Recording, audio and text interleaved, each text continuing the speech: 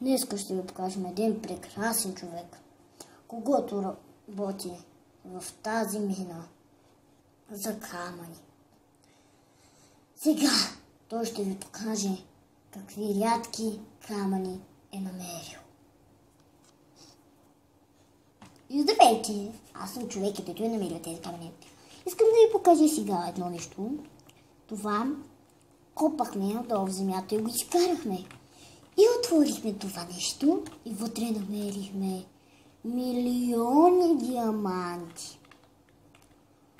Свършим работа след 10 минути и ще заведа у нас и такива неща.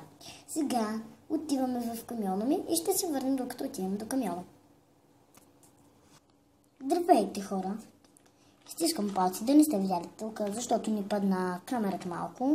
Сега ще се изкачваме нагоре. Падна ни камерата, съжалявам. Сега почваме да се изкачваме нагоре. Много хубави камъни намерихме в тази мина. Тази мина е много рядка.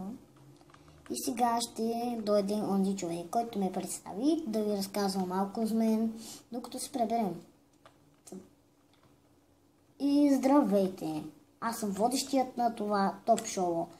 Искам да ви разкажа, че този човек ми каза, че това е много рядко място за камъни такива. И рядко се срещат хубави камъни. Например, че това място е много хубаво за хора златотърсачи и такива камъни, които хора търсят. Тук в тази мина може да намерите.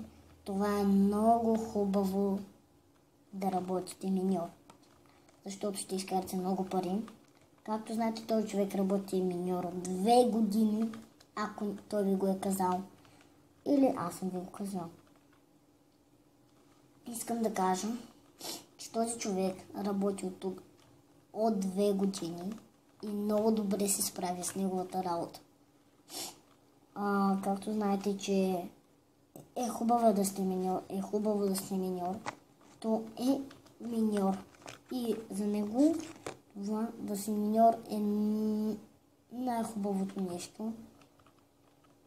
Защото той от 2 години, преди 2 години да стане такъв миньор, той е работил да копа, пие пръст и да намерва нормални камъни. Той си го е мечтал това да бъде миньор от малко дете. Както знаете, той сега ще не заведе там, де той живее. Да знаете, че не е много богато от тях, но сърцето му е много богато. Той си спира камиона на много място, на място, което той си го е изградил със собствените сърце.